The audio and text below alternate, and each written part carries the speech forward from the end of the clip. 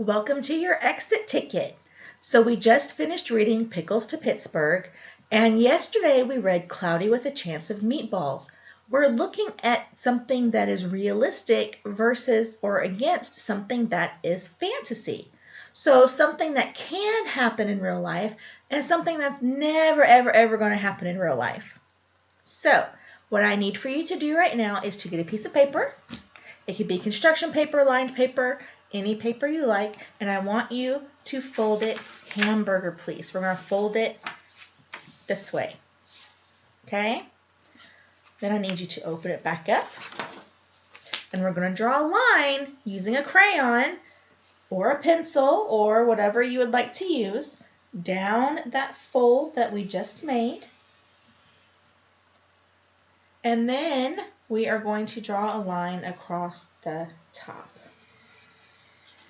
Just like this. Can I see that okay? All right. Then we are going to write realistic or real on the left side and fantasy on the right side. Let's see here.